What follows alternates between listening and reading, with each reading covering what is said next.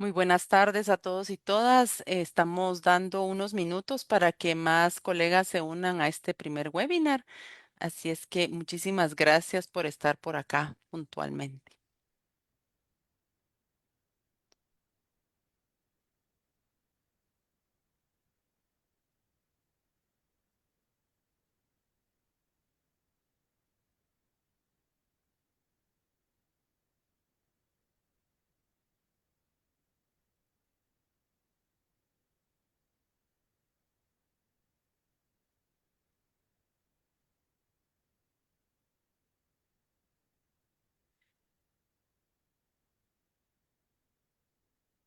Bueno, vamos a dar comienzo a este primer webinar. Muy buenas tardes a todos y todas. En nombre de la red Evaluando, en asocio con el Departamento de Maestría en Desarrollo de la Universidad del Valle de Guatemala y de la Escuela de Trabajo Social de la Universidad Mariano Galvez de Guatemala, doy un saludo a los miembros del Consejo Académico de la Universidad del Valle de Guatemala y de la Universidad Mariano Galvez de Guatemala, a las y los integrantes de la red Evaluando, a los miembros de RELAC, Verapax y MECNOVA, y a los invitados especiales, docentes, estudiantes y público en general que nos acompaña. Mi nombre es Araceli Martínez, yo soy la directora del Departamento de la Maestría en Desarrollo de la Universidad del Valle de Guatemala, donde tenemos el posgrado en monitoreo y evaluación de proyectos sociales y otros tres posgrados que complementan los programas de maestría. Y la red Evaluando y las organizaciones aliadas se complacen en darles la más cordial bienvenida a este primer webinar de los Encuentros por la Evaluación. Este encuentro constituye un espacio para promover el debate público y dar rigurosidad al aprendizaje colectivo sobre iniciativas, estrategias y acciones encaminadas a incidir sobre intervenciones y sus resultados. Este webinar se realiza con nuestro reconocimiento a que nos encontramos en los territorios ancestrales de los pueblos Maya y Xinca y compartidos con los pueblos Ladino y Garífuna, los cuatro reconocidos en el artículo 66 de nuestra Constitución y en los acuerdos de 1995 sobre la identidad y derechos de los pueblos indígenas. Es un gusto darles la bienvenida. Les comento que estaremos compartiendo un enlace para interactuar entre nosotros, así es que en breve les mandaremos esto por el chat. Y a continuación tengo el gusto de presentar a la doctora Margret Cortés, coordinadora de la Red de Evaluando en Guatemala, quien nos dará unas palabras de bienvenida. Adelante, Margret. Muy bien, muchísimas gracias, Araceli.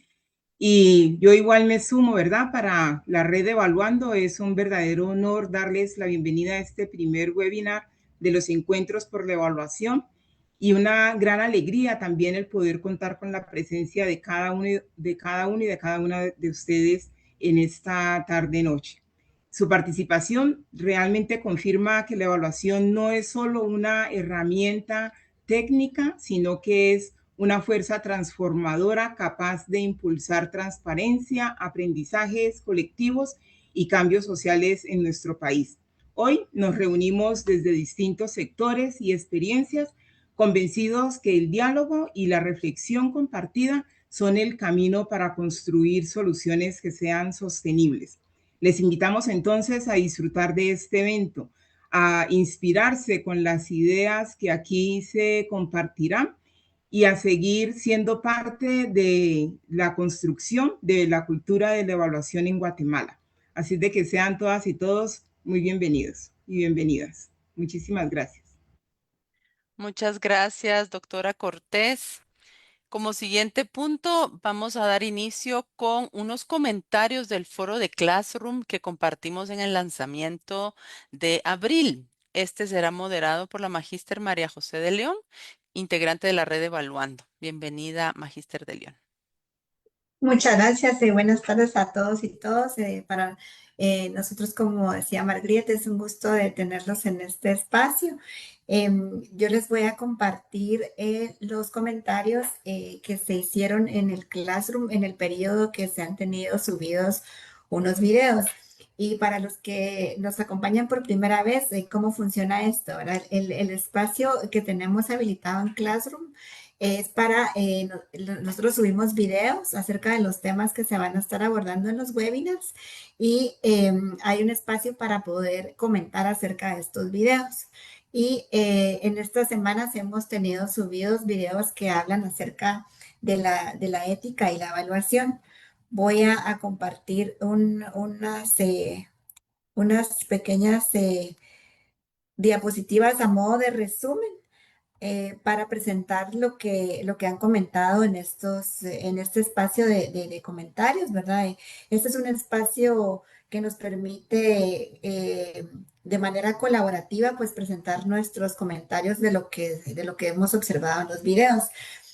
Y quiero comentarles que, bueno, en este primer ejercicio han sido bastante enriquecedor los comentarios que han hecho y por eso pues quisimos sintetizarlos y que lo pudiéramos compartir en este espacio.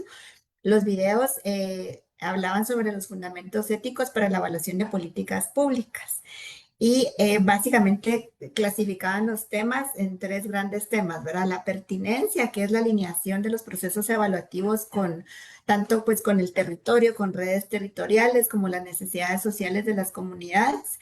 También hablaban de inclusión, que es en este caso pues la participación propositiva y activa de los sujetos de derechos dentro de los procesos de evaluación y también hacían bastante énfasis en lo que es enfoque de derechos. Todos estos también temas los vamos a ver a profundidad con nuestra moderadora especialista el día de hoy. Pero nos pareció muy importante que ya dentro de los comentarios habían también reflexiones bastante enriquecedoras acerca de esto. Por ejemplo, se hablaba mucho acerca de la ética y la interpretación de la evidencia. Y de cómo me llamó pues, mucho la atención, se hablaba del mito de la neutralidad, ¿verdad? Cómo el evaluador al final del proceso no es tan neutral, pero el llamado de la ética y del rol del evaluador está llamado a que sea neutral, ¿verdad? Entonces, hablaba en uno de los comentarios del mito de la neutralidad y este mito de la neutralidad lo que hace o lo que se requiere es que entonces la evaluación tenga un rigor, ¿verdad? Un rigor metodológico y es donde se logra entonces esta neutralidad. Y otro comentario pues hablaba justamente de esta exigencia de rigor ético para el manejo de la evaluación y pues todo lo que eso implica, ahora transparencia metodológica, reflexividad crítica y comprensión integral. También habían comentarios acerca de los actores como eje central de la evaluación, justamente poniendo al centro a los sujetos como protagonistas del propio cambio y de su propio cambio que la evaluación está interpretando y que los beneficiarios, por ejemplo, de programas o de políticas son quienes mejor evidencia tienen acerca de estos cambios y que por lo mismo hay que ponerlos en el centro de la evaluación. Y hablaban también dentro de los comentarios de la participación propositiva y la gestión del conocimiento. También habían comentarios acerca de una brecha existente entre el discurso y la práctica de derechos humanos, ¿verdad? Que muchas veces el lenguaje de derechos humanos se queda a un nivel muy técnico o tecnocrático que no llega a ser del todo reflejado dentro de las acciones que implementan proyectos y programas y que por lo tanto a la hora de evaluarse es difícil determinar que realmente hubo un enfoque de derechos humanos, ¿verdad? Había pues muchos comentarios alrededor de estos temas. Y también, por último, había comentarios que hablaban acerca de la descolonización metodológica y los saberes locales, sobre todo transformar enfoques de evaluación que permitan que estas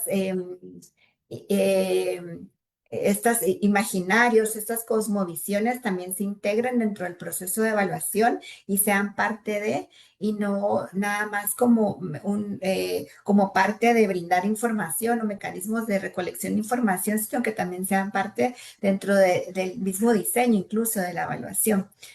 Sobre todo en un contexto intercultural y multicultural como el nuestro, ¿verdad? Como en Guatemala, es importante pues siempre tener los saberes locales como una fuente de conocimiento. Entonces, pues estos eran como los grandes bloques que se manejaban en los comentarios, como les digo, súper interesantes. Aquí hay una riqueza ya de aprendizajes, ¿verdad? Y pues están clasificados en esta reflexividad ética, el tema de derechos humanos, la pertinencia territorial la descolonización de la evaluación y la participación activa. Y pues con esto ya fue una puerta abierta para que nuestra moderadora experta pues profundice en estos temas. Muchas gracias. Muchísimas gracias, Magíster de León. Muy interesantes los comentarios. Estoy segura que podemos seguir conversando alrededor de esto y de nuestra experta, la Magíster Susana Guevara, con quien vamos a continuar la conferencia. Me permito dar su semblanza. Ella es socióloga con máster en evaluación de políticas públicas por la Universidad de Sevilla y egresada de la maestría en gerencia social de la Pontificia Universidad Católica del Perú. Cuenta con más de 25 años de experiencia en monitoreo y evaluación de políticas, programas y proyectos de desarrollo, incluyendo el diseño, implementación y gestión de evaluaciones y sistemas de monitoreo para el sector público, organizaciones no gubernamentales y agencias de cooperación internacional. Ha participado en evaluaciones intermedias, finales y de impacto, liderando procesos de diseño metodológico, recolección y análisis de información mediante enfoques cuantitativos y cualitativos, así como la elaboración de informes técnicos y recomendaciones para la toma de decisiones. Tiene experiencia en evaluaciones de programas y proyectos implementados en contextos rurales y con poblaciones locales. Además, cuenta con amplio conocimiento en enfoques transversales de derechos humanos, género, diversidad e inclusión, incorporándolos en procesos de evaluación y gestión de programas. También es docente en la Diplomatura de Especialización en Monitoreo y Evaluación de Programas y Proyectos Sociales de la Pontificia Universidad Católica del Perú. Bienvenida, Magíster Guevara. Adelante con su exposición. Muchas gracias. Buenas noches con todas y todos. Es un gusto poder estar con ustedes y compartir algunas reflexiones, algún conocimiento que he ido trabajando a lo largo de varios años sobre la ética. Porque la ética no es fácil de enseñar, de transmitir, de discutir, ¿no? Porque y más aún cuando queremos que la ética se aplique en todos los procesos evaluativos. Entonces, primero, ¿qué es la ética, no? O sea, ¿qué significa la ética? El, el, el diccionario de la Real Academia Española la define como un conjunto de normas morales que rigen la conducta de la persona en cualquier ámbito. Eh, y así de amplio, en cualquier ámbito de la vida, pero así de amplio, eh, la ética, como está definida como una conducta individual. Sin embargo, la ética fue incorporada o fue pensada en incorporarse a todo tipo de investigaciones, sobre todo las investigaciones biomédicas después de la Segunda Guerra Mundial. Porque acuérdense que durante la Segunda Guerra Mundial hubo mucha experimentación con humanos. Entonces hubo un cuestionamiento a la ciencia, a la investigación, de que tenía que tener parámetros, ¿no? Tenía que tener algún código de ética para hacer la investigación. Entonces, la ética en la investigación, así en general, nace asociada a las investigaciones biológicas, médicas, sobre todo en ese campo. Posteriormente, ya siglo pasado, más o menos hacia los 80, 90, comienza recién a hablarse de la ética en la investigación en las ciencias sociales. Porque en las ciencias sociales, nuestros, entre comillas, sujetos de investigación son personas, son comunidades, son familias, pero son personas. Entonces también necesitamos algunas normas que puedan orientar cómo hacer el trabajo, ¿no? Entonces, en esencia, trabajar en investigación requiere algunos parámetros éticos porque trabajamos con personas. Entonces, en América Latina, la incorporación de la ética ha estado más centrada, o sea, se ha incorporado más o menos desde los 90 en adelante, ¿no? Y actualmente lo que encontramos es un desarrollo muy desigual sobre las normas y comités de ética en general en la investigación en América Latina, ¿no? Por ejemplo, puede haber códigos de ética de funcionarios públicos, de la gestión pública, pero no son códigos de ética de investigación. Hay códigos de ética de investigación, por ejemplo, en centros de investigación, en universidades, pero no necesariamente son similares, son bastante generales, pero para poder aplicarlos, y hay comités de ética en centros de investigación o en universidades. Algunas, pero no así para evaluaciones. No hay comités que revisen, por ejemplo, el diseño de evaluaciones. Eh, aquí en el Perú nos hemos visto alguna vez con alguna dificultad cuando alguna instancia, alguna institución internacional ha pedido que el diseño de la evaluación pase por un comité de ética. Entonces, buscar comités de ética que observan o que analizan la investigación es diferente al que pueda conocer lo que es una evaluación, ¿no? O sea, son miradas diferentes, pero existen en ese tipo. Algunas redes de evaluación, como por ejemplo la Red Latinoamericana de Evaluación, la Asociación Americana de Evaluación, la Sociedad Canadiense de Evaluación, han desarrollado competencias del evaluador, competencias técnicas, competencias individuales, etcétera, y allí nombran algunas competencias éticas del evaluador, por ejemplo, conductas éticas. Pero en general son aplicables. El gobierno de Canadá tiene un código de ética para los evaluadores y las Naciones Unidas, la UNED, que es eh, el Centro de Evaluación de Naciones Unidas, tiene eh, códigos de ética para los evaluadores, ¿no? Un poco para que prever cualquier tema ético durante la evaluación. Pero en el gobierno de Canadá sí son obligatorios aplicarlos, ¿no? Los otros se nombran, se dicen en los términos de referencia, pero no están constituidos como obligatorios.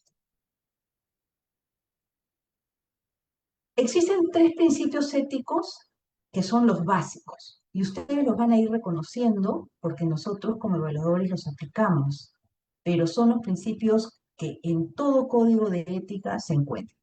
Primero es el principio de beneficencia, y en ese principio de beneficencia el objetivo es no causar daño a las personas que participan en la evaluación, en una investigación. ¿Y qué implica? Protegerlos de cualquier daño. Por ejemplo, una persona víctima de violencia de género puede dañarse si es que nosotros la revictimizamos con una entrevista. Entonces la idea es justamente trabajar algunos protocolos o excluir a ciertas personas, por ejemplo, que hayan sufrido violencia muy cercanamente, qué sé yo, y no incorporarlas a la evaluación.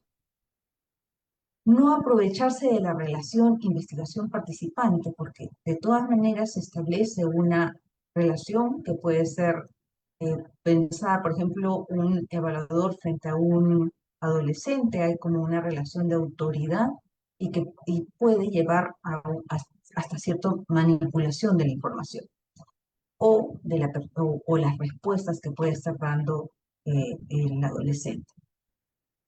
Buscar que la investigación genere beneficios, o sea, y en ese sentido, que los resultados que se obtengan de la evaluación se puedan aplicar y beneficien para el desarrollo del ámbito donde se está eh, interviniendo el proyecto o el programa evaluado, ¿no? Evaluar que los beneficios sean mayores que los riesgos, también, o sea, uno busca no dañar a las personas. El principio de respeto a la dignidad humana lo que intenta es centrarse en el respeto de las personas, en su autonomía y en sus decisiones. Y esto implica que la participación es voluntaria. Entonces, nosotros no podemos obligar a nadie a que participen en una evaluación, a que contesten una encuesta, a que participen en un grupo focal o en una entrevista. No podemos, porque la participación es voluntaria. El derecho a retirarse en cualquier momento. Si las personas se sienten incómodas, no quieren contestar más, tienen el derecho de salir en cualquier momento del información clara sobre el estudio o evaluación y el consentimiento informado. Cuando uno recolecta información, tiene que explicar a las personas cuál es el objetivo de la evaluación, qué se hace, quién la está financiando, eh, qué se va a hacer con los resultados, qué se va a hacer con la evaluación de la información. Y generalmente toda esta información se traduce en un consentimiento. Y por último, el principio de justicia, cuyo objetivo es garantizar un trato justo y equitativo. Y acá implica varias cosas. La selección de participantes sin discriminación. O sea, todos tienen derecho a participar y todos y todas las voces tienen que estar incluidas en una evaluación. Y siempre buscar la diversidad de las voces es lo que nos va a enriquecer justamente el, el- la evaluación, lo que están transmitiendo las personas que han participado, que están participando. El trato respetuoso y sin prejuicios, el cumplimiento de compromisos asumidos y la protección de la privacidad y el anonimato. En los compromisos asumidos está, por ejemplo, y acá viene toda una discusión ética o no ética, por ejemplo, de la retribución de pasajes o de refrigerios o de cualquier compensación que uno puede hacer por contestar una encuesta, por darnos el tiempo de una entrevista, por desplazarse hacia un grupo focal.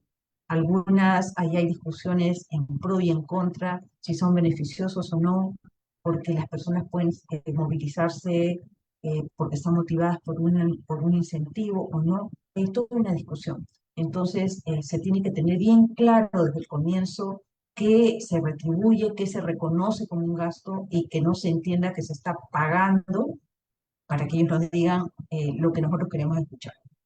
Y en cuanto a la privacidad y el anonimato, se refiere a justamente el respeto a las personas en el sentido de que o sea, toda la información es anónima, se tiene que recoger anónima, se tiene que procesar de manera anónima, es confidencial, solamente el uso de las bases de datos, de todas las entrevistas, los audios, los videos, son de uso exclusivo del equipo de evaluación. Estos principios así generales que se aplican en las investigaciones se tratan de incorporar o deberían de estar incorporados en la práctica evaluativa. Cuando estos principios no orientan la evaluación, lo que producen son desigualdades, porque algunas personas asumen más riesgos, como por ejemplo lo que le decía, una persona que víctima de violencia de género tiene más riesgo, por ejemplo, de terminar afectada que una persona que no ha tenido esa experiencia. Yo siempre pongo un caso en una entrevista en profundidad. Una persona, estábamos haciendo justamente evaluando un proyecto de trata de personas, contra la trata de personas, y la persona, la madre de familia de una de las víctimas, comenzó a llorar desconsoladamente. Entonces, eh, eh, uno se cuestiona, ¿no? Por una evaluación, tú abres una herida, después tienes que darle contención para que cierres herida y tú cierres la entrevista y puedas retirarte. No es que, ya terminé la entrevista y me voy, porque esa persona ha quedado herida, ha quedado conmocionada al transmitir un recuerdo, al transmitir una situación de la hija o el hijo que está en una situación de violencia. Otras personas, por ejemplo, pueden perder capacidad de decisión o quedan excluidas, como por ejemplo, si es que la persona, el evaluador, no mira o no observa las diferencias que pueden haber en una población, solamente puede estar incluyendo digamos, si un programa se orienta hacia familias, solamente familias entendidas como papá, mamá e hijos, pero no mira las diferencias de las diferentes familias, padres solas, padres solos, parejas de un solo sexo, con hijos, sin hijos, mayores, jóvenes. Entonces todas esas diversidades que pueden haber alrededor del concepto de familia. Si yo tengo sesgo, puedo excluir. Entonces quedan excluidas justamente de las evaluaciones y no aportan eh, información que puede enriquecer justamente esa mirada más comprensiva de una situación, ¿no? Entonces la ética, y me gustó mucho el título de esta charla, la ética viva, o sea, la ética que tiene que estar eh, no solamente instalada en un solo momento, eh, que muchas veces se reduce al consentimiento informado, sino es todo un proceso reflexivo en los diferentes, desde que se inicia, antes de que se inicie una evaluación, hasta el uso de la evaluación, ¿no? De tal manera que las evaluaciones no reproduzcan desigualdades, porque vamos a ver más adelante cómo al no aplicar la ética se puede reproducir desigualdades y justamente la evaluación se orienta a mirar un momento de una intervención para su mejora, para su réplica, para corregir lo que no está bien, para buscar mejor los impactos, ¿no? Eh, eh, Acuérdense siempre que los que trabajamos en evaluación estamos trabajando dentro de lo que es el desarrollo. Todos estamos buscando un bien mayor, estamos buscando el desarrollo de nuestros países, la paz, la seguridad, qué sé yo. Y no solamente la evaluación es un momento técnico, metodológico de recojo de datos. Hay algo que hace unos años una persona que trabaja en monitoreo me manifestó. Estábamos en un taller, estábamos en un ejercicio y estábamos reflexionando acerca de prácticas de monitoreo y evaluación, pensando en algunas personas que ya estaban como retirándose de una institución, se estaban jubilando y querían transmitir sus mejores prácticas, ¿no? Entonces veía una persona que estaba un poco apartada, joven, una persona bien joven, de unos 22, 23 años, y yo me acerco y le pregunto y comienzo a conversar y me dijo, a mí no me interesan estas cosas porque a mí me han contratado para que yo genere datos, punto. Entonces yo me quedé, o sea, ya, porque en realidad uno siempre, así proceses datos, los datos, el análisis de los datos están orientados hacia algo mayor, no es una cosa mecánica, saco los datos y ese es mi monitoreo, no, saco los datos, los analizo los datos, doy propuestas y recomendaciones para una mejora, ¿no? Entonces, la ética no se limita a un cumplimiento de normas o protocolos, y como decía, muchas veces las evaluaciones reducen la ética al momento del consentimiento informado, sino es en todo el proceso evaluativo, ¿no? Una manera de reflexionar durante todo ese proceso evaluativo. Y como les decía, por ejemplo, desde antes de realizar una evaluación, una pregunta, por ejemplo, ¿quién define qué es importante evaluar? Casi siempre alguien toma la decisión, vamos a realizar una evaluación en tal momento y este es el objetivo. Entonces, desde una mirada de arriba abajo, o sea, hay otras maneras de trabajar de abajo hacia arriba, ¿no? Con la propia población, hacer más participativamente una reflexión de cómo podemos, en qué momento, cómo estamos y qué podemos mejorar para plantear una evaluación. Entonces, ¿quiénes, por ejemplo, participan en la evaluación y quiénes están excluidos? Hay algunos términos de referencia que he visto que te señalan hasta la muestra, los grupos focales, a quiénes vas a hacer y a nadie más. Entonces, y tú te pones a pensar, si está tan establecido las encuestas, los grupos focales, estoy dejando a otros que atrás. estoy excluyendo. Déjame a mí que yo pueda mirar un poco más amplio, ¿no? ¿Cómo se van a utilizar los resultados? También es un tema ético, ¿no?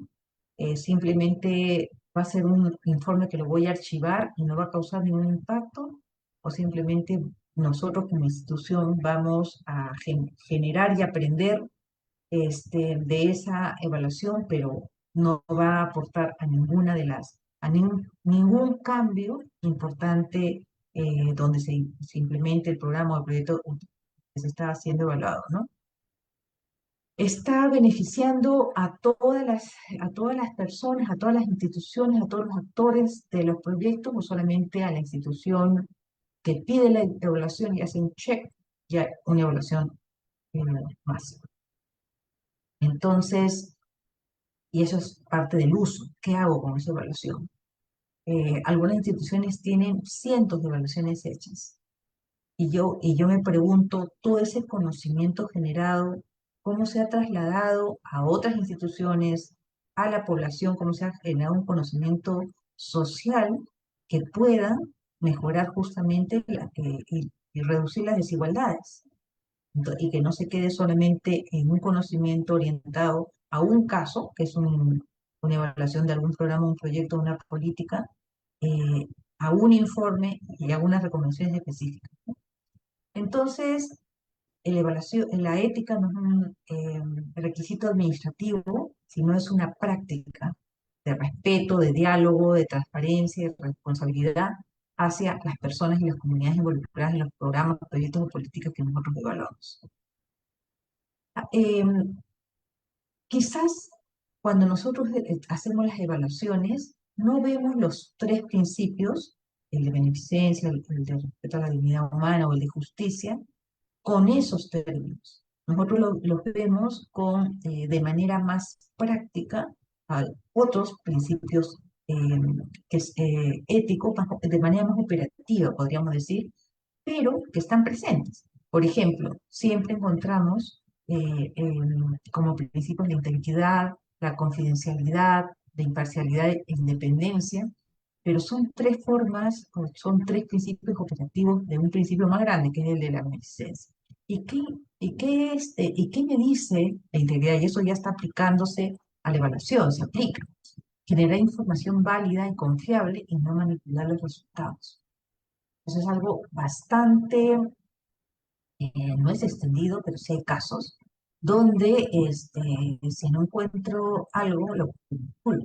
O sea, borro datos, si no, manipulo los resultados de acuerdo a algún tipo de interés. Reconocer las limitaciones, por ejemplo, en las evaluaciones, en la parte de metodología, muchas veces no se ponen las limitaciones y pueden ocurrir, ¿no? Limitaciones de acceso geográfico, de acceso a ciertas poblaciones, las muestras no fueron muy grandes, o sea, miles de limitaciones que lo que te indica es limitaciones metodológicas que te va a indicar hasta dónde eh, es confiable tus datos. Pero como tú estás siendo contratada, mejor esos datitos me los guardo, ¿no? Y acá en reconocer las limitaciones también es, actualmente como se está trabajando mucho con la IA, con la inteligencia artificial, en algunas instituciones lo que están pidiendo es que se diga en qué momentos evaluativos se está usando la inteligencia artificial. Si es en el procesamiento de datos, cuáles, los cuantitativos, los cualitativos, en el análisis, en qué parte hiciste tú en las recomendaciones, en qué parte utilizaste la inteligencia artificial.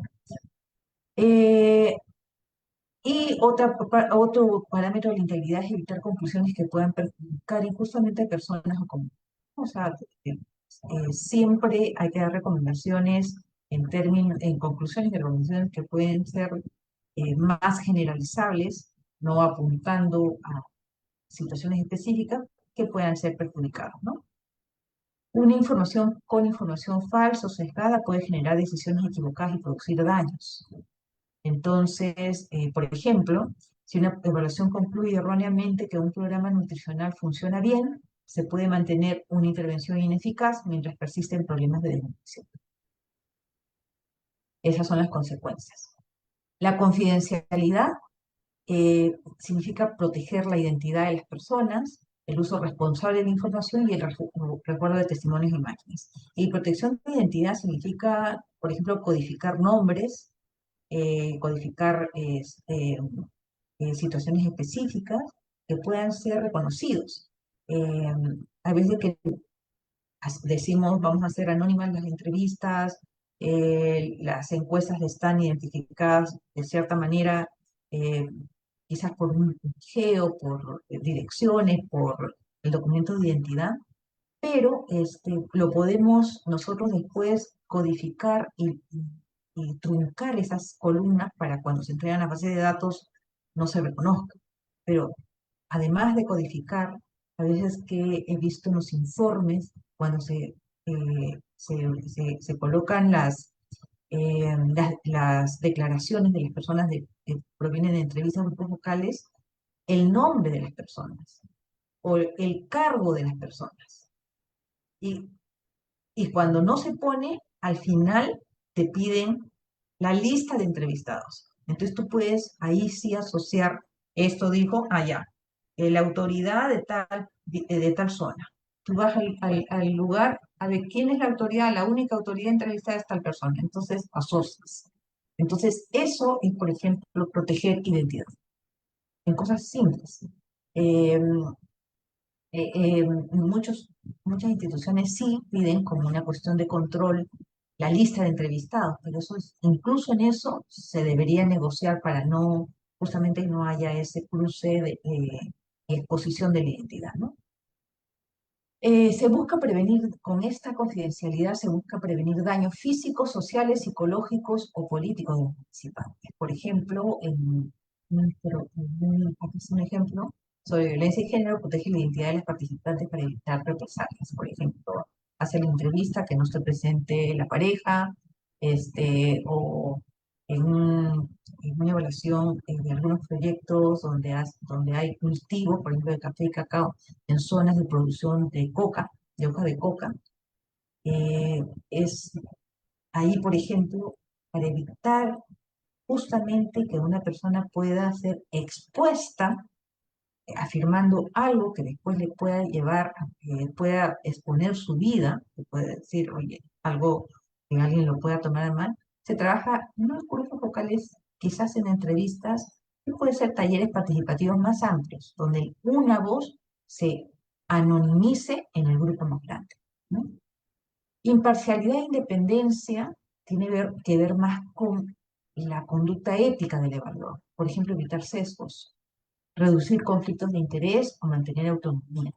Y acá lo que se evita son factores externos que puedan llevar luego a tomar decisiones que perjudican a la población, ¿no? Por ejemplo, no ocultar que una intervención está perjudicando a ciertos grupos vulnerables.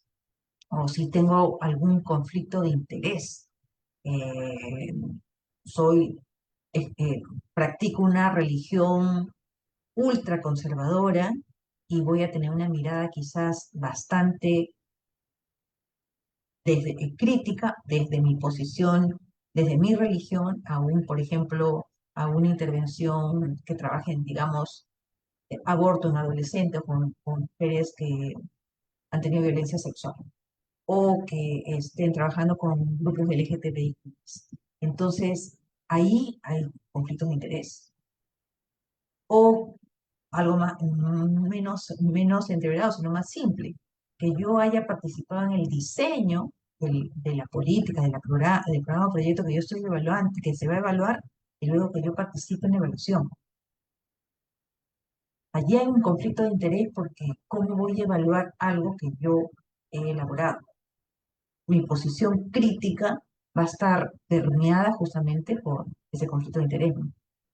Em, Eh, con respecto al respeto de la dignidad humana, acá también son tres principios más operativos que los vemos siempre en las evaluaciones. El consentimiento informado, por ejemplo, que vuelvo a repetir, que tiene que ver con la participación voluntaria, el derecho a retirarse, la información suficiente de qué cosa estoy haciendo para que puedan decidir acepto o no acepto participar, y a lo que va es reconocer que las personas son autónomas y pueden decidir. Por ejemplo, una persona decide no participar en una entrevista y se decide, se respeta esa decisión y se señala además que se respeta y no va a tener ningún tipo de represalia, ¿no? Transparencia, por ejemplo, explicar los objetivos, qué métodos se van a utilizar, cómo se van a comunicar en la evaluación y para qué se va a hacer, cómo se va a usar esos resultados, porque las personas tienen derecho a saber cómo se va a utilizar la información que proporcionan.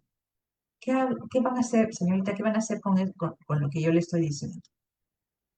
¿No? O sea, tienen derecho para saber qué cosa se va a hacer. Por ejemplo, decir quién financia la evaluación y para qué van a ser usados los resultados es un acto de transparencia hacia las comunidades, ¿no? Y respecto a los saberes situados, que tiene que ver más con el reconocimiento de los conocimientos locales, el reconocimiento de valorar las experiencias de vida, considerar los contextos culturales, ¿no? Nuestro país, nuestra región que tiene una riqueza cultural enorme y, y grupos indígenas en toda América Latina, no tener, por ejemplo, un reconocimiento a esos contextos culturales y que todas nuestras intervenciones están allí, interviniendo en ese contexto, es obviar alguna situación, ¿no? Y esto tiene que ver con que las personas eh, producen conocimiento y no solamente son fuentes de datos. Las personas no solamente son fuente de información, también tienen un conocimiento que los evaluadores tenemos que saber recoger. Nuestro conocimiento y nuestra experiencia no es superior a la de la población, a las comunidades. Las comunidades tienen algo que decir, tienen mucho conocimiento que nos tienen que transmitir. En esta parte de estos contextos culturales, también tiene que ver, por ejemplo, con las diversidades, diversidad de género, la diversidad étnica, la diversidad generacional. Entonces, hay diferencias en las miradas, en los enfoques, en la forma como se ve la vida y que deberíamos de tener toda esta, estas, este conocimiento justamente desde la población para poder nosotros analizar. Un ejemplo de recoger ese conocimiento es que las comunidades participen en la interpretación de los hallazgos. En unas prácticas que yo he realizado y hemos practicado con algunos evaluadores, por ejemplo, ha sido trasladar los hallazgos iniciales de la evaluación, tratar de explicar las situaciones y luego proporcionar recomendaciones. Entonces han sido recomendaciones co-creadas y no solamente desde el punto de vista del que evalúa, sino de todos los actores que intervienen en el programa o en el proyecto. Y finalmente, el principio de justicia, ¿cómo se traduce? En la pluralidad, en la imparcialidad e independencia y también en los saberes y todo que acá está más establecido, ¿no? Por ejemplo, en la pluralidad es incorporar múltiples perspectivas y eso es al inicio de una evaluación, uno tiene que hacer un mapa de actores. ¿Quiénes son? ¿Dónde están? ¿Y cuál es su rol respecto a la evaluación para tener justamente las diferentes perspectivas de lo que se está evaluando, ¿no? Incluir a todos, especialmente a los grupos más excluidos, reconocer la diversidad cultural y territorial, ¿no? Se busca que todos tengan la oportunidad de participar y ser escuchados. Por ejemplo, incluir mujeres, jóvenes, pueblos indígenas, personas con discapacidad en una evaluación de acuerdo a la intervención que tengan, ¿no? La imparcialidad e independencia acá tiene que ver con conducta ética también de los evaluadores. Evitar favorecer intereses de grupos poderosos, o sea, por ejemplo, hacer las recomendaciones de acuerdo a lo que le gustaría escuchar al que me está pagando, ¿no? o dar el mismo valor a las distintas voces, no decir, ah, estos son los técnicos, esas son las mujeres rurales, entonces le hago caso más a ellos que a ellas, ¿no? Entonces, y tiene que ver con la equidad en, en todos los momentos para poder equiparar las distintas voces, ¿no? Ejemplo, no privilegiar únicamente la opinión de autoridades o los que financian, ¿no? Y los saberes situados, además de reconocer que hay múltiples formas de conocimiento que emanan de la, de la, de las comunidades y de las personas, eh, es valorar la evidencia que producen las comunidades, ¿no? eh, Se combaten las desigualdades en la producción de conocimiento. Entonces, acá, como ejemplo, considerar los conocimientos de los agricultores locales al evaluar un programa agrícola, ¿no? Este, que puede ser, no sé, pues, en este ejemplo yo llevo mi técnica o mi tecnología agrícola y los agricultores tienen su voz, tienen su conocimiento si funciona, no funciona, si va a dar resultados, si se puede aplicar, si el conocimiento local es mejor que el otro, ¿no? Entonces, una evaluación ética protege a las personas, reconoce sus conocimientos, escucha diversas voces, genera evidencia rigurosa y utiliza los resultados para promover aprendizajes, equidad y justicia social. Entonces, un comparativo muy simple, ¿no? De una evaluación poco ética, por ejemplo, solamente cuando extrae información de la población. En cambio, cuando es ética, dialoga con las personas y todas las diversidades, ¿no? En otra, prioriza los intereses institucionales y la evaluación ética prioriza los derechos y el bienestar de las personas. Una evaluación es poco ética cuando escucha solamente a los más poderosos, y los más poderosos pueden ser las instituciones que solicitan las evaluaciones, las autoridades locales, las autoridades ministeriales, qué sé yo, pero una evaluación ética incluye a todas las voces, población, autoridades, financiadores, los que ejecutan la intervención, etc. Una evaluación poco ética ignora el contexto. En cambio, la evaluación ética reconoce saberes situados. Y esto es importante porque muchas veces iniciamos una evaluación sin conocer el contexto. Y el contexto político, económico, social, determina mucho los resultados de una intervención, la apropiación de una intervención, los impactos que puede tener una intervención. Entonces, ese análisis de contexto es importante conocer.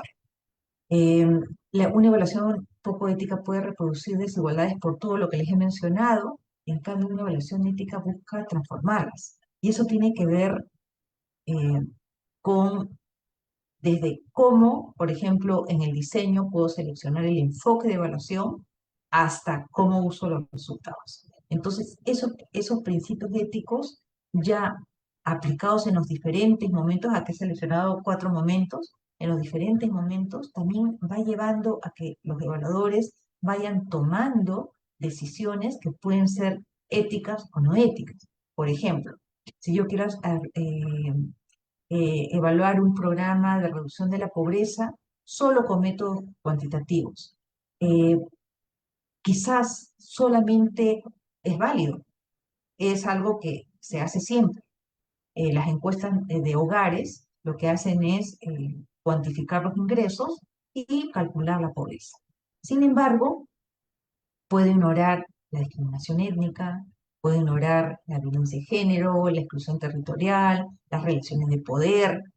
eh, Por ejemplo, me acuerdo que había en la encuesta demográfica y de salud en mi país, hasta hace unos 8 años por lo menos, siempre había una pregunta sobre la decisión del gasto. Y en la decisión del gasto uno podía ver las desigualdades de género. En los gastos del hogar, o sea, la comida, eh, temas de salud, el cuidado de los niños, el gasto, mayormente era decidido por las mujeres. Todos los demás gastos eran decididos por los hombres, especialmente las compras grandes. Un auto, un refrigerador, una cocina, eran decididas por los hombres. Entonces, aún así en esa encuesta, por ejemplo, la quitaron esa pregunta. Entonces allí, por ejemplo, no puedo ver, puede haber una familia salido de la pobreza, pero la forma como están gastando es diferente y no me permite ver esas diferencias, ¿no? Ahí hay otro ejemplo, una comunidad indígena podría mostrar mejoras económicas, pero sigue siendo excluida de las decisiones sobre su territorio. Entonces, la decisión de los métodos, por ejemplo, solamente cuantitativos, puede llevarme a un tipo de resultados que puede ser bastante limitativos y obviar justamente esa diversidad de la que hemos estado hablando, ¿no? Y tiene que ver con decisiones éticas. También puede, por eso muchas veces actualmente se pide que sean evaluaciones mixtas, ¿no? Que complementen el análisis de los resultados. En la recolección de datos también uno tiende en todas estas etapas uno toma decisiones. Decisiones, por ejemplo, para recolectar de datos, tiene que reclutar a participantes y uno tiene que tener en cuenta de que no puede discriminar a nadie. Entonces, eh, por ejemplo, una encuesta que solamente sea en español, cuando sabemos que los contextos indígenas necesitan un idioma local, eso va a excluir a una parte de la población.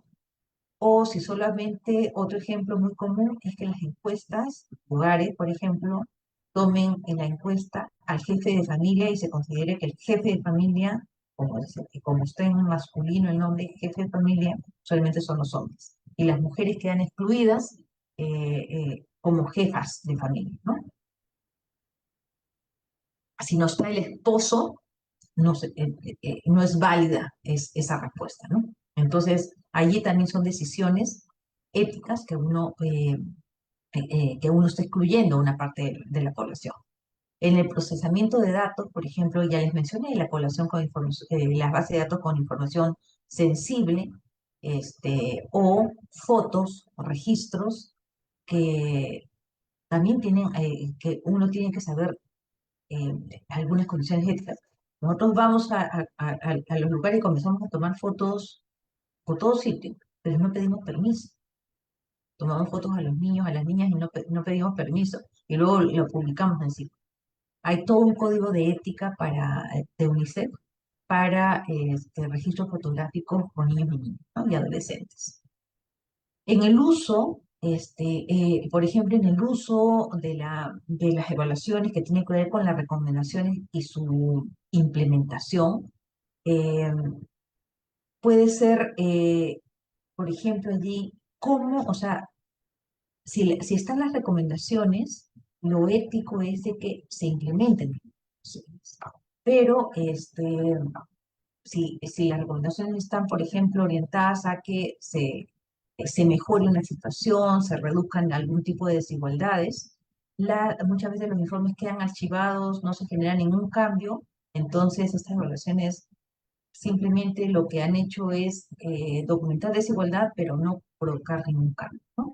Entonces, a lo que voy es que en todas las etapas de la del diseño de las evaluaciones, desde el diseño de las evaluaciones hasta el uso, hay decisiones éticas que uno tiene que ir tomando, pero conscientemente para justamente que todos los principios éticos se puedan aplicar.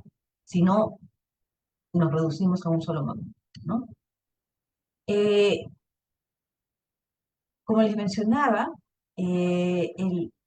busqué los códigos de ética de algunas instituciones y no tienen, no hay, de evaluadores, ¿no?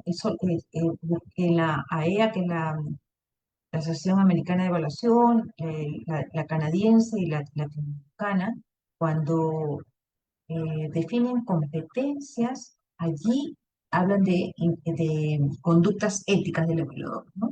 Y en los códigos de ética de estas instituciones, sí, allí se precisa algunos principios, ¿no? Como la integridad y la honestidad, que lo hemos hablado, ya como conductas, ¿no? El respeto a las personas, la autonomía y la independencia y la responsabilidad, ¿no? Que son lo común que se repiten en todos estos momentos.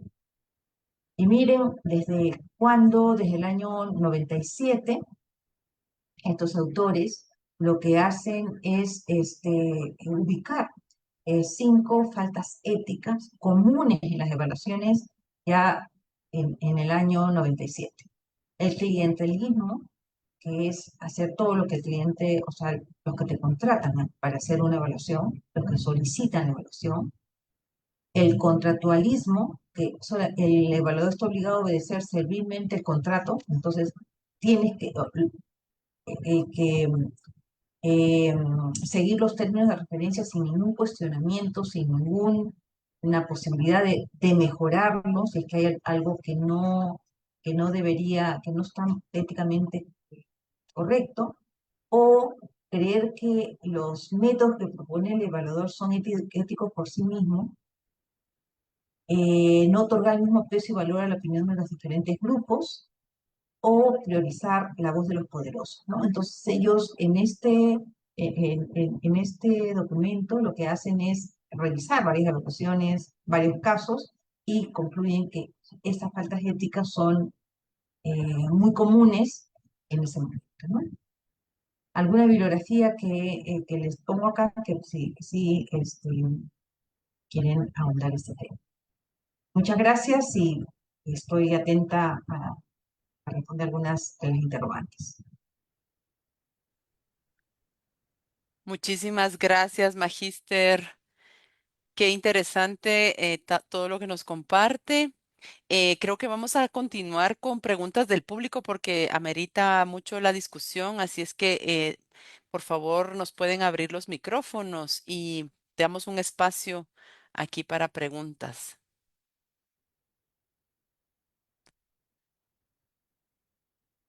Por favor, levanten la manita si alguien si alguien quisiera hacerle una pregunta a la Magíster Guevara. Margriet. Me voy a permitir a romper el hielo, ¿no? Y agradecerte, Susana. A mí me parece que es un tema súper importante y es un tema clave cuando estamos hablando de evaluación, porque si precisamente estamos hablando de que la evaluación debe de transformar, debe de generar cambios, debe de servir al bien común, la ética es crucial, ¿no? Para el desarrollo de las mismas, ¿sí? Y yo tengo varias preguntas, pero quisiera quizás hacer hincapié en una, y es ¿qué tan importante es ese primer momento del inicio de una evaluación para poder dialogar con quien te está contratando respecto a precisamente las normas que se deben de seguir o que se deben de acordar para el desarrollo de las evaluaciones? En el momento en el que se inicia una evaluación, es ahí donde debemos de tener claridad precisamente de de todos estos principios y de todos estos valores que como evaluadoras debemos de también plantear y colocar sobre la mesa para que eso se mantenga durante todo el proceso de la evaluación. Efectivamente, o sea, todas las evaluaciones deberían empezar con una reunión de inicio, ¿no? Una reunión con la institución que solicita la evaluación. No solamente para aclarar, por ejemplo, las preguntas de evaluación, las necesidades de la evaluación, que muchas veces no se plasman muy bien en los términos de referencia o hay algún tipo de contradicción, sino también para establecer estos parámetros éticos, ¿no? Por ejemplo, si a veces que piden producto después del trabajo de campo, todas las grabaciones, todas las encuestas hechas, todas las fotos, o sea, todo lo que han recogido y la lista de entrevistados. Entonces, allí podrías ponerlo, ¿no? O sea, ¿sabes qué? ¿Cómo le dices tú a las personas, oye, voy a respetar tu anonimato, va a ser confidencial, nadie va a saber, y ahí nomás terminando entregas todo? Eso, por ejemplo, se puede negociar. se puede, se puede establecer con los que gestionan el proyecto, el programa, por ejemplo, quiénes son sus beneficiarios, quiénes son la población que está participando, ¿no? Cómo están sus bases de datos, están, qué sé yo, desagregadas por sexo, por edades, qué sé yo, que te ayuden a ti mirar la diversidad de la población. Y si no lo tienen, tú tener una alternativa, ver cómo tú puedes recoger la diversidad de las voces, ¿no? Justamente antes de empezar, yo estaba viendo unos términos de referencia de una evaluación que se lo iba a poner justamente como ejemplo. En esta evaluación te dicen, son tantas comunidades, vas a hacer las 12 personas encuestadas, 12 para acá, 15 acá, o sea, tienen el tamaño de la encuesta y el número de grupo focal, y hasta el nombre de las personas que van a participar.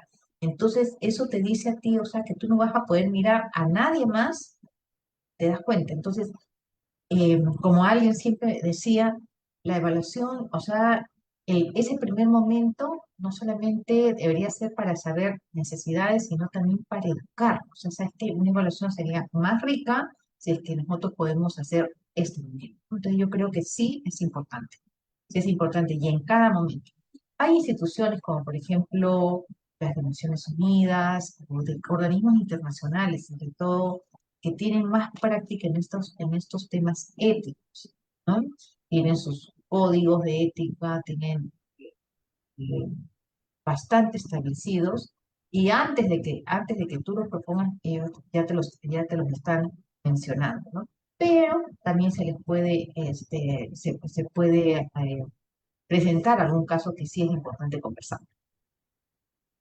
Muchísimas Muchas gracias, Susana. gracias, Susana. No sé si alguien más o si prefieren escribir también sus preguntas o comentarios, pueden utilizar el chat. No sé si habrá alguien más que quisiera hacer alguna pregunta aquí en este foro.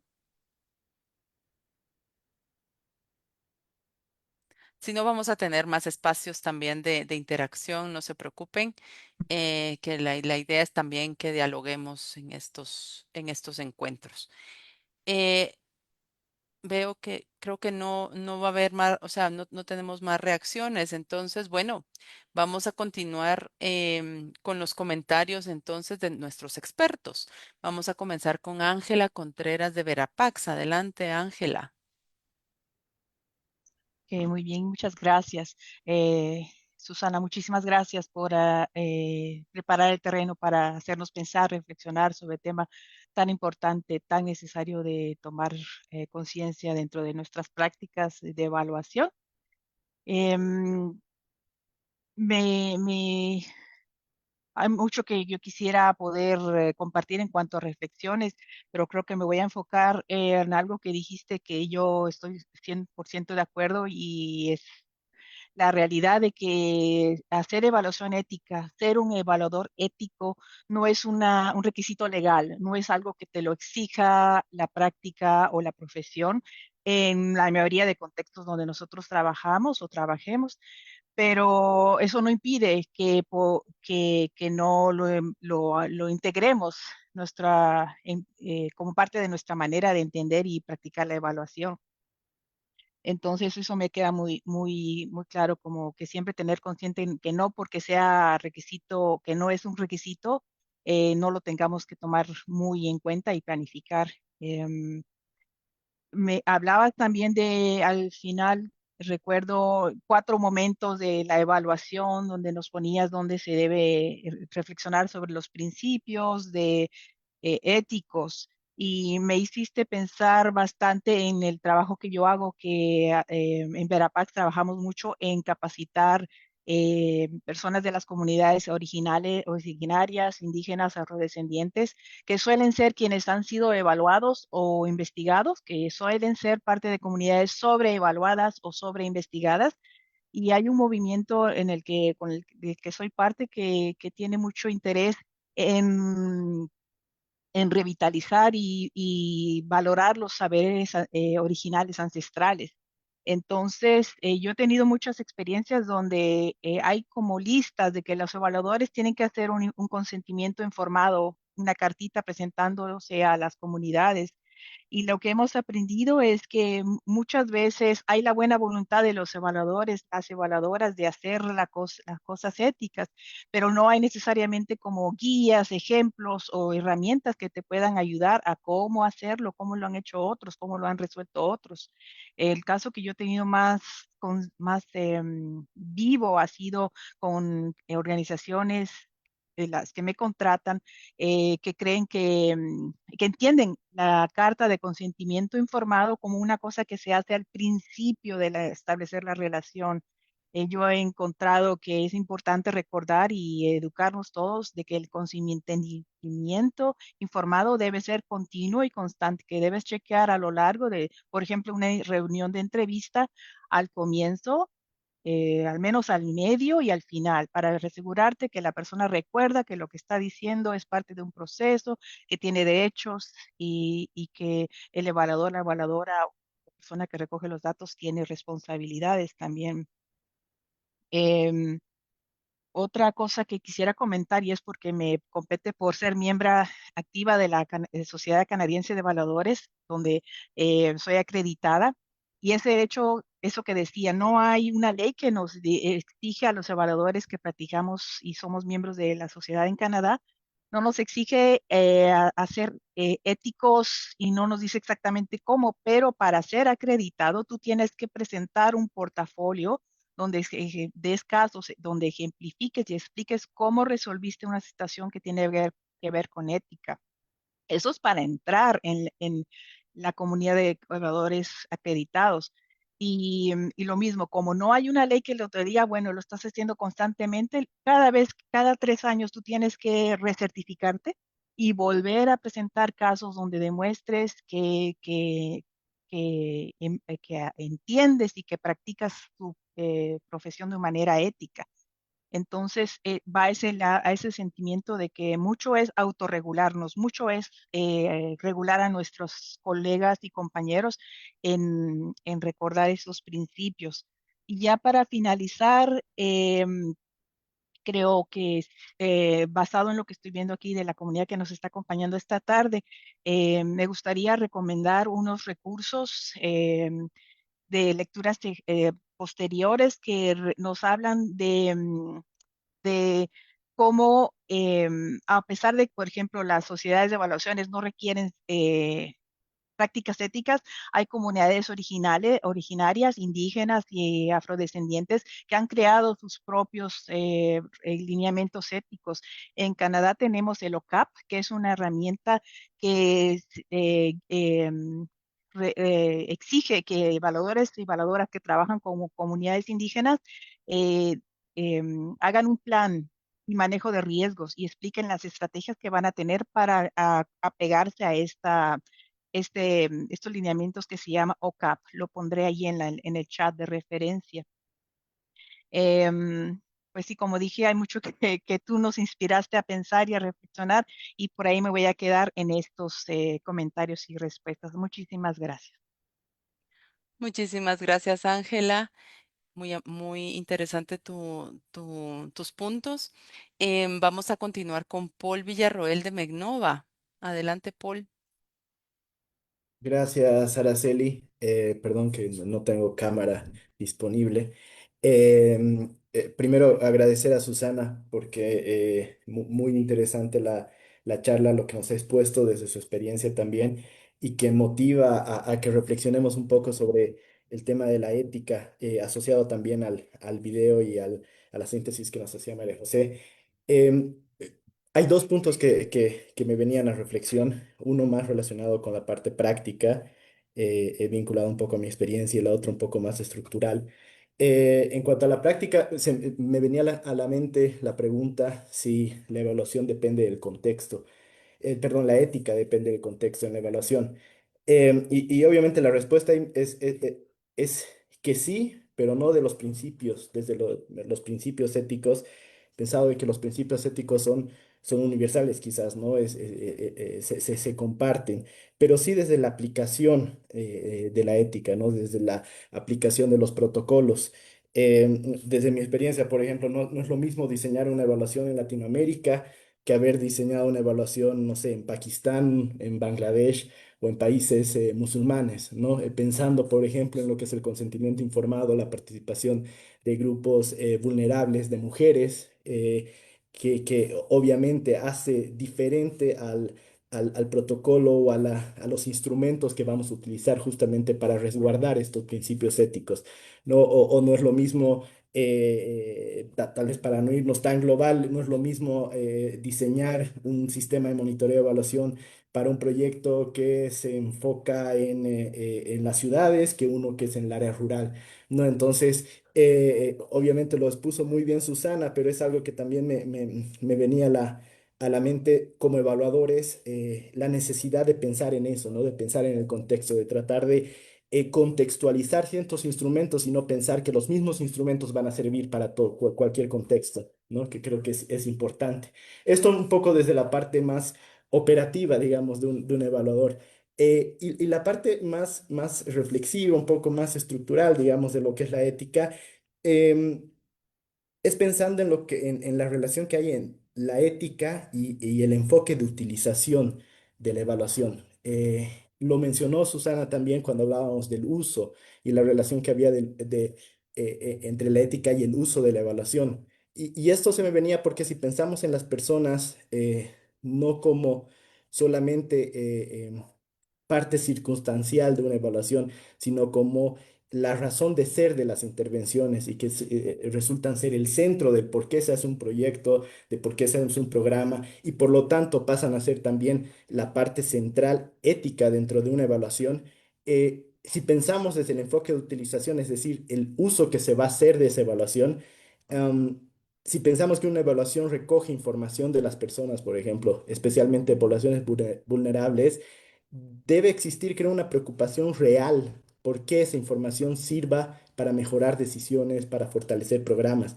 Y aquí lo asocio mucho a lo que es la cultura de la evaluación y la necesidad de fortalecer la cultura de la evaluación, porque existe un riesgo de que se ve y que seguramente muchos de ustedes que trabajan en evaluación van a compartir conmigo, de que la evaluación pasa a ser más un ejercicio extractivo, ¿no? Es decir, se solicita tiempo, confianza, testimonio a las personas, pero ellos no reciben un retorno claro de las evaluaciones en términos de mejora utilidad. Y la evaluación pasa a ser simplemente un componente administrativo de muchos proyectos. Y como evaluador a veces resulta ser frustrante eso y que está totalmente desde mi punto de vista asociado con la ética.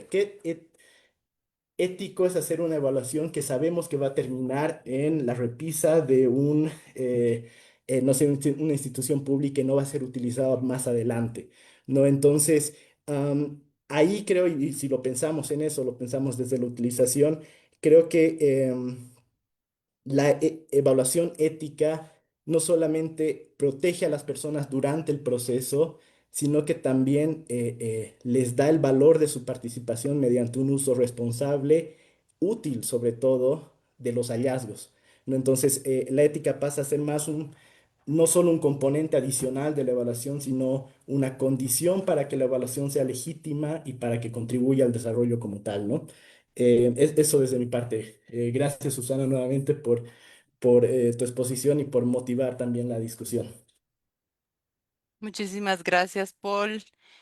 Totalmente de acuerdo contigo. Si no hay devolución de datos, no hay devolución de información, ¿qué beneficio real tiene la población evaluada, ¿no? O lo que estamos haciendo como intervenciones al desarrollo. Y seguimos con Helen Díaz de la Universidad Mariano Galvez. Bienvenida, Helen. Muchas gracias, Araceli. Gracias, Susana, por la presentación. De verdad que ha sido muy interesante y muy valiosa la información y comparto algunos puntos que quiero hacer énfasis, ¿verdad? Y el primero es cuando tú hablas, ¿verdad? Que desde el punto de vista de la ética, el proceso de evaluación debe verse desde lo contextual, ¿verdad? Desde los contextos de los pueblos, de la población.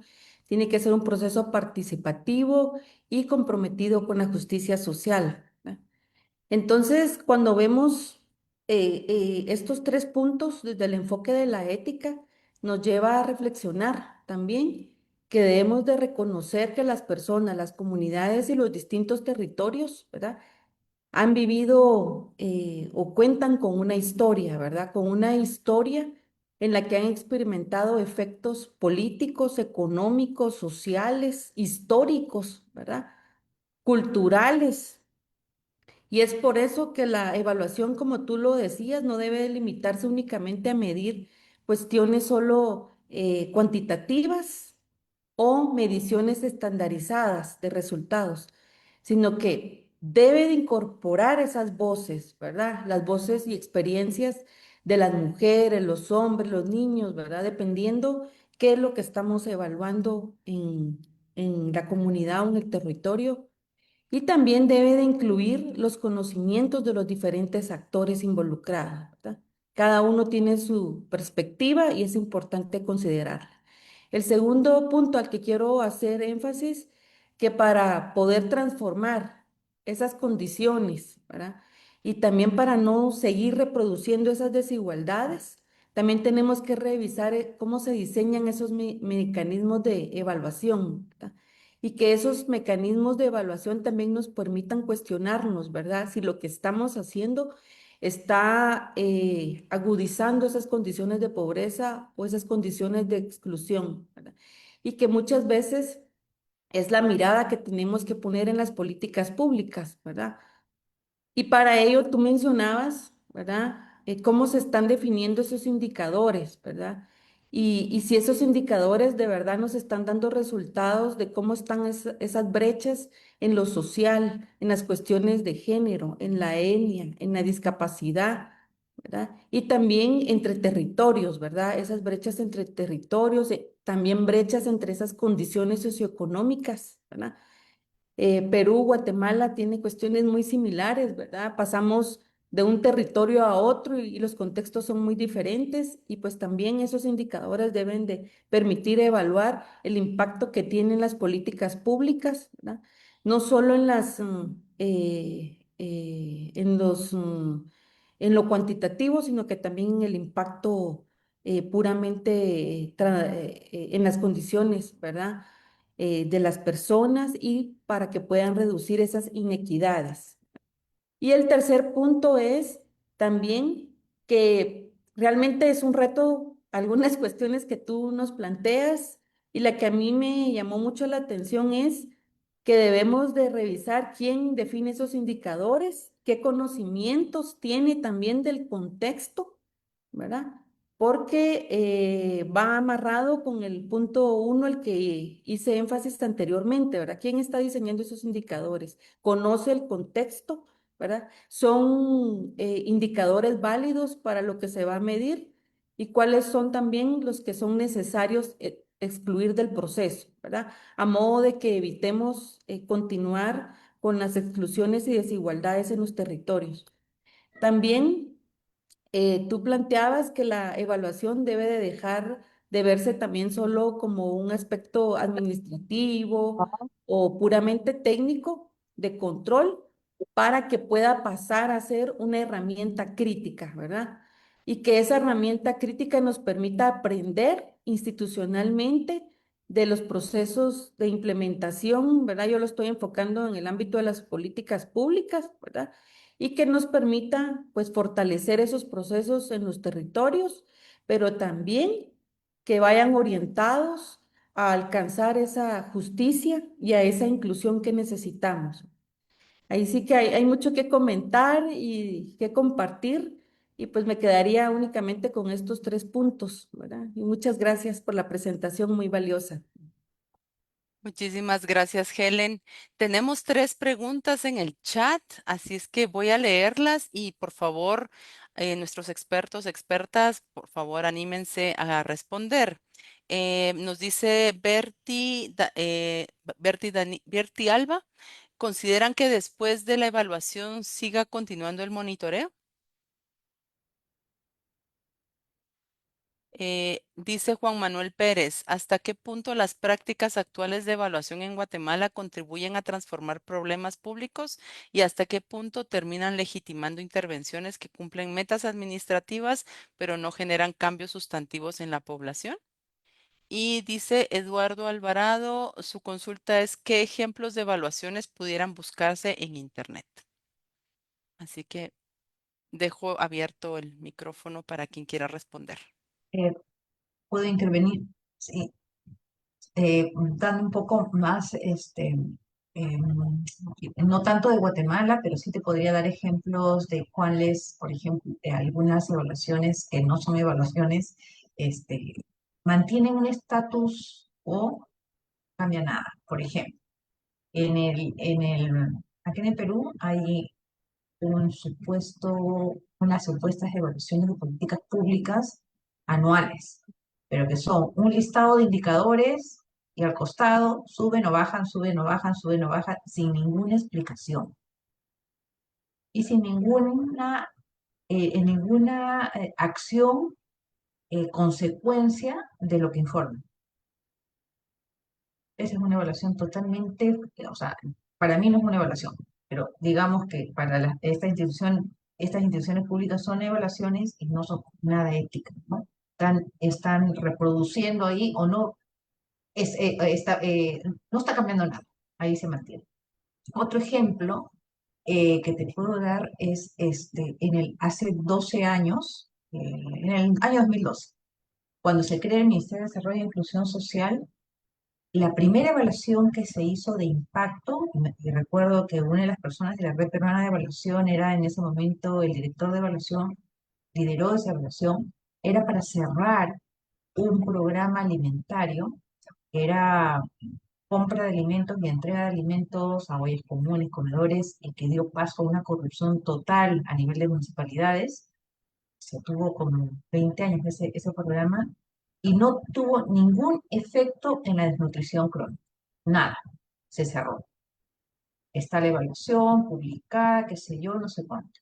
Eh, ¿Cuántos? 14 años después, este año, una de las candidatas a la presidencia ha mencionado que lo va a volver a abrir, por ejemplo.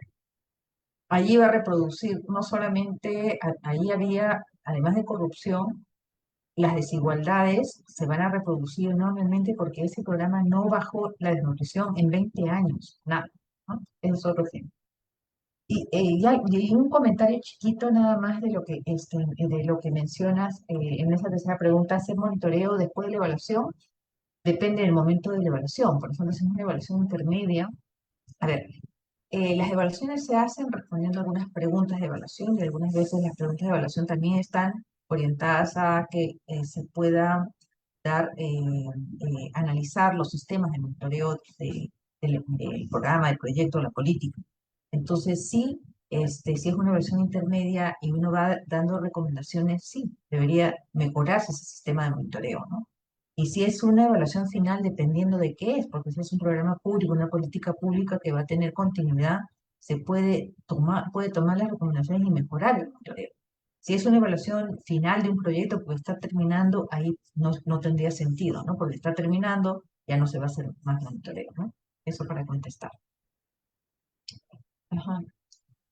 En el internet, o sea, ¿dónde puedes buscar evaluaciones? Por ejemplo, si entras a UNEG, que es el Sistema de Naciones Unidas orientado a evaluaciones, ellos tienen una base de datos enorme de evaluación, por países, por temas, qué sé yo. El Banco Mundial, el BID, tienen áreas de evaluación, OIT, por ejemplo, tienen UNICEF, los organismos internacionales tienen bases de datos en la nube, y tú puedes buscar todo tipo de evaluaciones. Gracias. Muchísimas gracias, Susana, por estas explicaciones. Ya no tenemos más aquí preguntas, pero sí tenemos un espacio para que compartamos por escrito. Entonces, aquí Ángela nos ha compartido un link de Menti para que podamos interactuar. Hay una pregunta Bueno, no sé, Ángela, si quieres compartir el QR, por si acaso alguien de ustedes está mejor en un celular y puede y prefiere escribir por allí. Tenemos una pregunta, aquí tenemos el QR y tenemos una pregunta que queremos, o sea, que queremos que ustedes también participen, ¿verdad? ¿Cómo puede la evaluación convertirse en una práctica ética que no reproduzca desigualdades, sino que abra espacios seguros y democráticos? Entonces, les invitamos a que en estos minutos pues puedan poner ahí sus comentarios, nos puedan responder pues con sus ideas, sus experiencias en este Menti que estamos compartiendo. No sé, Ángela, si quieres dar alguna instrucción más.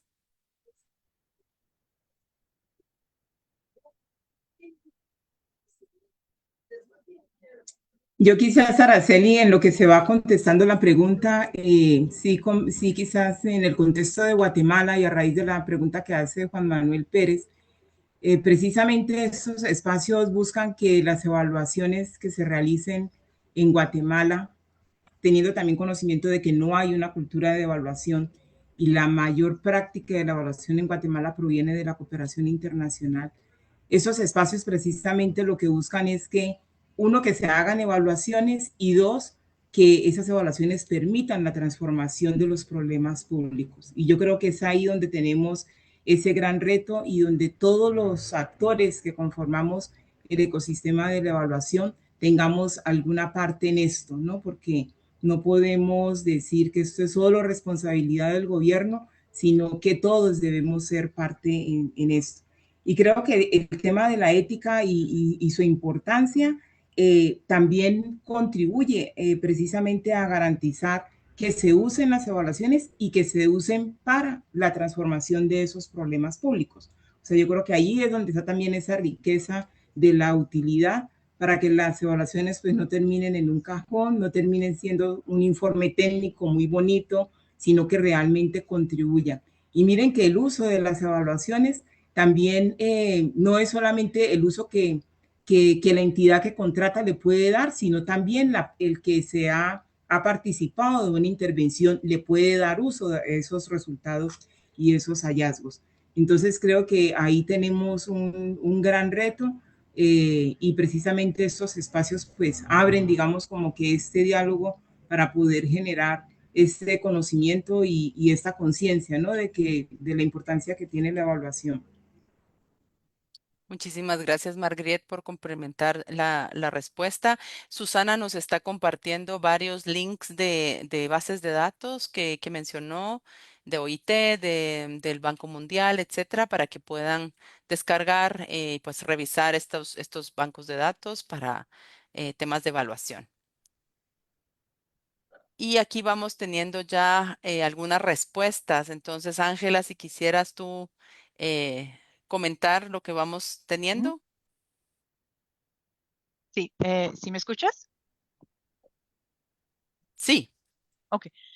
Bueno, hemos querido realmente responder a comentarios que nos hicieron del webinario pasado y hacer estas sesiones bastante lo más posible interactivas y participativas. Entonces, bien, qué bonito, aquí tenemos ya las contribuciones de todos ustedes que han estado con nosotros por esta hora y media.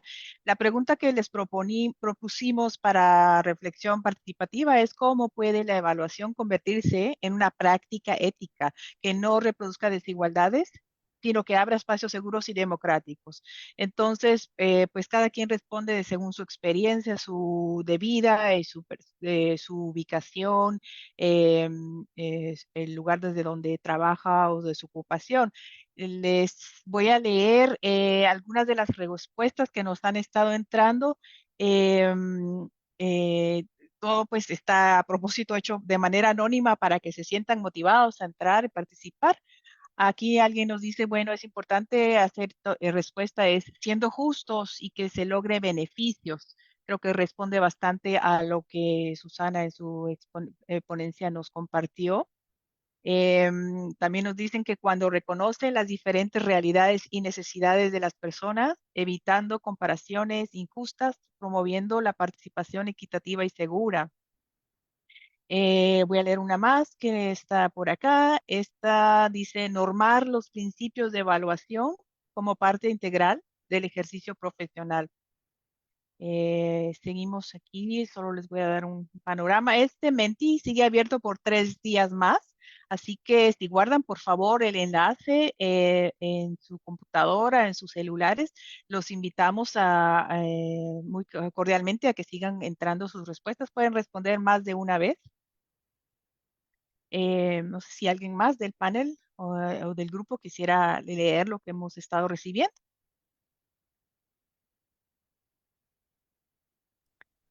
Eh, Alguien dice, debe pasar a ser una herramienta de seguimiento continuo. Al evaluar debe haber un aprendizaje. Alguien más dice, la evaluación ética deja de ser control y se convierte en diálogo, participación y reconocimiento, creando espacios seguros y democráticos que fortalecen la justicia social.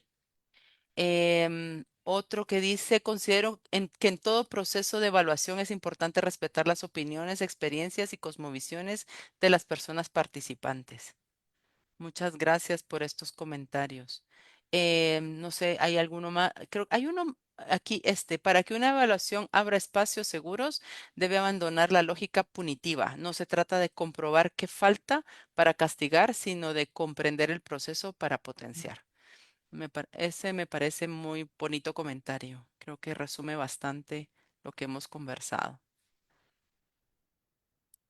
Poniendo en el centro a la persona, respetando sus intereses, necesidades y voluntades.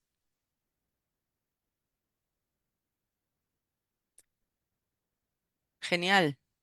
Tenemos podríamos seguir conversando muchísimo al respecto. Yo creo que se nos acaba un poco el tiempo, tampoco queremos extendernos mucho más, pero como dijo Ángela, este Mentimeter está abierto por 3 días más, así es que si se les ocurre algo más, lo pueden lo pueden incluir en estos comentarios que siempre pueden retomarse en el siguiente webinar que vamos a tener en julio.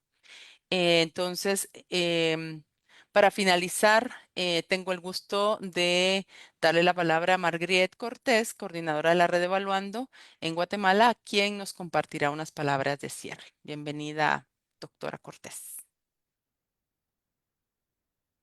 Aquí estamos. Muchísimas gracias. La verdad es que súper emocionada de que este primer webinar haya sido de mucho interés. Muchísimas gracias a la magíster Susana Guevara. Susana, como te decimos pues, cariñosamente, de verdad que este webinar con este tema, iniciar este webinar con este tema, me parece que ha sido súper fundamental, porque también nos sitúa a todos los evaluadores, tanto emergentes, las personas que están interesadas también en evaluación del compromiso y de la responsabilidad que se asume cuando se desarrolla una evaluación. Creo que ha sido súper clave y en ese sentido pues te damos infinitas gracias por cada uno de esos aportes que tú nos has permitido compartir el día de hoy, que nos has facilitado el día de hoy. Bueno, pues ha llegado un momento, pero esto no termina aquí. Los encuentros por la evaluación deben de seguir, continúan y cada mes, como ustedes saben, vamos a tener un tema sobre el cual vamos a poder dialogar, sobre el cual vamos a poder compartir. Entonces, en ese sentido, pues queremos hacer un llamado a la acción para que sigamos difundiendo estas actividades. Estos espacios prácticamente se convierten en un proceso de autoaprendizaje. Entonces, en ese sentido, una de las primeras acciones que queremos trasladarles a ustedes es que puedan compartir con sus pares y con sus colegas, porque la cultura de la evaluación se crea así, con el boca a boca, diciendo, trasladando las cosas que se han dicho, que se han hablado, que se han reflexionado en espacios como este. Lo segundo es invitarles a que ustedes se inscriban, quienes no están todavía inscritos, todavía lo pueden hacer. Todas estas secciones que finalizan cada mes con un webinar como estos están antecedidos por una serie de reflexiones que están colocados en una serie de videos que son producto también de la conferencia RELAC que se hizo el año pasado y quienes nos están apoyando en este evento con todo este material que nos están facilitando.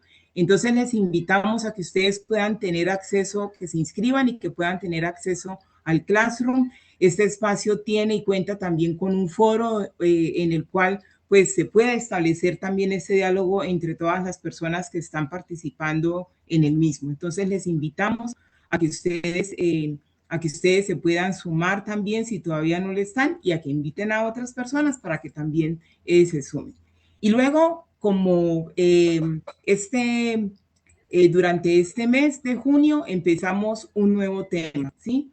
Y este nuevo tema que está vinculado con las metodologías e innovación en la práctica evaluativa regional es el tema que vamos a estar hablando durante el mes de junio, pues tiene el propósito de conocer tanto la aplicación de las metodologías como nuevas metodologías en la práctica evaluativa. Y así como hoy, este tema lo vamos a cerrar también con un webinar el día 7 de julio, con una conferencia en el que desde ya les invitamos que no se pierdan. Será Innovar con propósito. ¿Cuáles son las metodologías que amplían la mirada y fortalecen decisiones públicas en América Latina? ¿Sí? Entonces les invitamos a que ustedes se conecten también para el webinar y que ya de una vez lo dejen reservado en la agenda. Y luego una última invitación es que se sumen a la red, ¿sí? Porque entre todos hacemos comunidad. Entre todos hacemos y conformamos esta comunidad evaluativa donde los saberes pues van a permitir transformar realidades. Así es de que les agradecemos enormemente la participación en este foro y aquí, pues en todos los idiomas y en todas las riquezas, que esa riqueza que tiene Guatemala, pues les decimos Maltiosh, muchas gracias. Muchísimas gracias, Margriet. Es así como llegamos al final de este evento. Agradecemos a todos su valiosa asistencia y el apoyo que nos han brindado.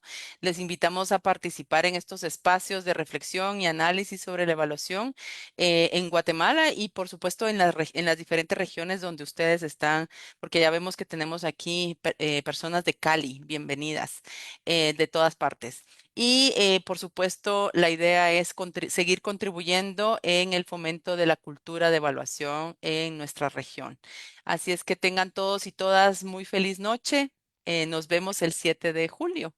Hasta pronto. De pronto. Muchas gracias. Hasta luego. Alcanzamos a encender las cámaras y tomarnos Gracias. una fotito. Claro que sí. Pueden encender las cámaras solo para una fotita. Quienes deseen. Así es.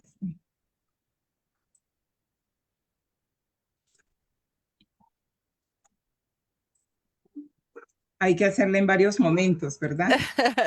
Sí.